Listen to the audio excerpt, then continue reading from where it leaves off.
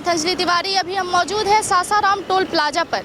Sasaram toll plaza एक चर्चा का विषय बना हुआ है। चर्चा का विषय इसलिए बना हुआ है कि परिवहन मंत्री नितिन गडकरी के तरफ से सदन में सवाल उठाया गया है कि एक टोल प्लाजा की दूरी दूसरे टोल प्लाजा से लगभग 60 किलोमीटर होनी चाहिए, जबकि सासाराम टोल प्लाजा से कैमूर मोहनिया टोल प्लाजा की दूरी सिर्फ 49 किलोमीटर है। उस स्थिति में आप इस टोल प्लाजा को अवैध मान सकते हैं। अवैध मैं इसलिए कह रही हूँ कि अगर NHAI के नियम अनुसार एक टोल प्लाजा की और दूसरी टोल प्लाजा से दूरी कम से कम 60 किलोमीटर होनी चाहिए थी, तो ये इसकी डिस्टेंस सिर्फ 49 किलोमीटर है, तो इसे आप अवैध ही कहेंगे। दूसरी स्थिति में किसी भी शहर से एक टोल प्लाजा की दूरी कम से कम 10 किलोमीटर होनी चाहिए। यदि आप 10 किलोमीटर या फिर आपातकालीन स्थिति में कम से कम एक टोल प्लाजा की दूरी कम से कम 5 किलोमीटर होनी चाहिए, जबकि सासाराम नगर निगम से इस टोल प्लाजा की दूरी सिर्फ 500 मीटर है, तो इस स्थिति में भी आप इस टोल प्लाजा को अवैध ही मान सकते हैं। 2011 में इस टोल प्लाजा को शुरू किया गया था और अभी 2022 का टाइम चल रहा है। एक दिन की इनकम कम से कम 1 करोड़ रुपया होगी, तो आप सोच सकते हैं कि 12 सालों में इस अवैध टोल प्लाजा ने कितना इनकम किया होगा। हर दिन इस NHAI पर बहुत सारी गाड़ियां गुजरती है और सबसे टोल लिया जाता है। कम से कम एक दिन की इनकम 1 करोड़ रुपए है, तो 12 सालों में अच्छा खासा इस इनकम टोल प्लाजा के द्वारा इनकम हो गया होगा। लेकिन यहाँ कोई भी अभी तक इस NHAI पर क्लेम नहीं किया था, जो कि परिवहन मंत्री के तरफ से इस पर आवाज़ उठाई गई और इसे बंद करने की सिलसिला चल रही है। अब ऐसे में देखना ये होगा कि कौन सा टोल प्लाजा बंद हो रहा है, सासाराम टोल प्लाजा बंद हो रहा है या फिर कैमूर मोहनिया की टोल प्लाजा बंद हो रहा है। टोल प्लाजा से इतना भारी इनकम होने के बावजूद भी इस पर खास व्यवस्था नहीं की गई है एम्बुलेंस के लिए। जिस रास्ते से अन्य वाहन आती है उसी रास्ते से एम्बुलेंस भी जाती है।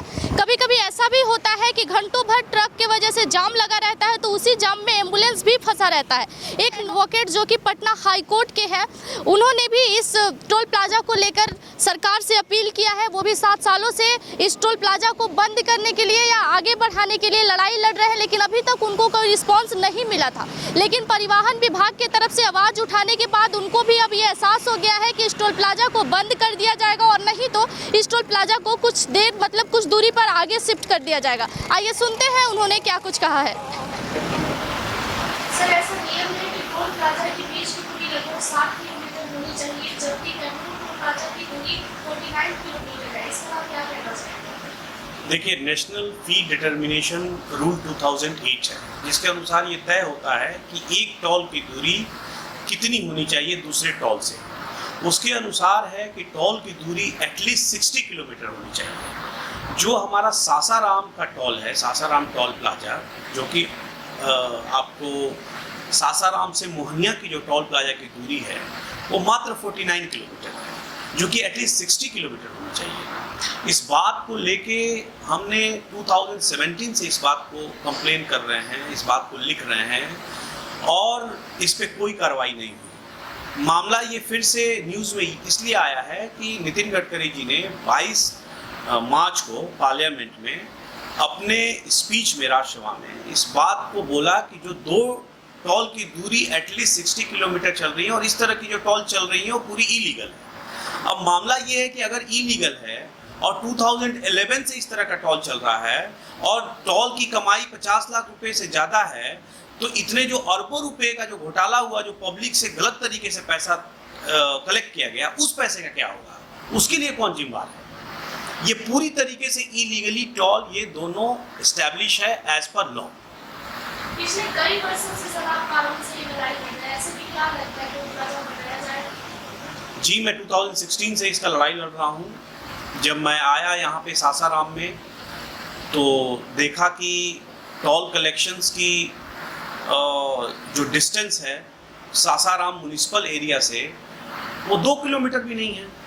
सासाराम से टोल की दूरी 2 किलोमीटर है। एटलीस्ट जो लॉ है, लॉ ये कहता है कि डिस्टेंस एटलीस्ट किसी भी कंडीशन में 5 किलोमीटर से कम नहीं होनी चाहिए। अब ये डिस्टेंस है 2 किलोमीटर, तो मैंने ये देखा कि ये तो इलीगली टोल कलेक्शन कर रहे हैं ये लोग। इसके बाद मैंने जब आगे देखा तो मोहनिया का टोल वो मात्र 49 किलोमीटर था, तो ये तो इलीगली टोल कलेक्शन हो रहा है और इस टोल को हटना ही है। वो आज हटे चाहे कल। आज मैं इतने दिनों से लड़ाई लड़ रहा हूँ इसीलिए क्योंकि मैंने नितिन गडकरी जी को इस बारे में लिखा था तो वो कहीं ना कहीं उनके पास ये बात पहुंची है, तभी वो उन्होंने पार्लियामेंट में इस बात को लिखा है। और उससे पहले बहुत सारे एमपीज भी ये बात कह चुके हैं मेरे लिखने के बाद कि जो टॉल है वो 5 किलोमीटर के दायरे से दूर होना चाहिए और एक टॉल 2 टॉल की दूरी 60 किलोमीटर होनी चाहिए। और ये लॉ को मैंने नहीं बनाया है, ये लॉ ऑलरेडी है। जब टॉल प्लाजा एस्टेब्लिश हो रहा था उस समय भी था, ये रूल 2008 का रूल है। तो टॉल प्लाजा जो लड़ाई हम लड़ रहे हैं, हम पॉजिटिव हैं और ये टॉल हटके ही रहेगा क्योंकि ये इलीगल है। अगर ये लोग नहीं करते हैं तो मैं इस बार हाई कोर्ट और फिर सुप्रीम कोर्ट मूव करूंगा। एक नियम ये भी है कि कोई भी टोल प्लाजा शहर से लगभग 10 किलोमीटर की दूरी पे होनी चाहिए। बिल्कुल। जो कि सासाराम की टोल प्लाजा सिर्फ 2 किलोमीटर की दूरी पर है। मैं इंटरेस्ट आपातकालीन स्थिति में 5 किलोमीटर की दूरी हो सकती है, इस पर आप क्या कहना चाहेंगे? जी, मैंने पहले बताया भी आपको कि आपातकालीन सिचुएशन में 5 किलोमीटर हो सकती है।